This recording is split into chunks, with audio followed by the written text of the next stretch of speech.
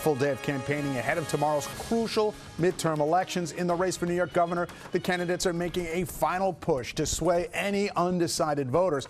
Both candidates are doubling down on New York City to gain support. Governor Kathy Hochul greeted commuters on Manhattan's Upper West Side, while Congressman Lee Zeldin spoke with people at a subway station in the Bronx. We have team coverage of today's campaign events. Derek Waller is with Governor Hochul, but we begin with Stefan Kim live in the Bronx. Stefan?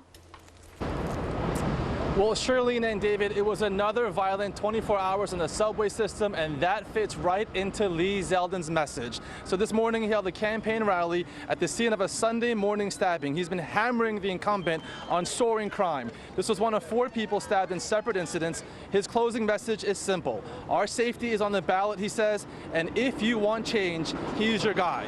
The Congress member also knows, though, the math doesn't add up. In a more than 2-to-1 Democratic state, he needs to appeal to crossover voters. So since locking up his party's nomination, he has distanced himself from former President Trump, and today he's framing himself as a unifier and reminding New Yorkers of the last time crime pushed city voters to elect a Republican.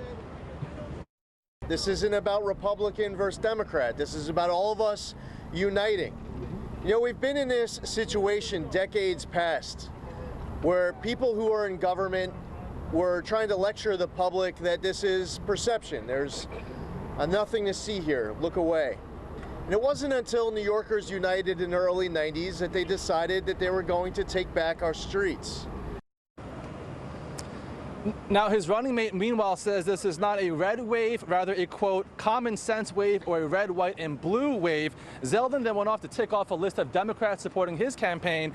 And in a moment of apparent campaign strategy honesty, Zeldin says if he does not capture at least 30% of the city's voters, he cannot win this race. He says if you can win about 35% of city voters, he is the next governor.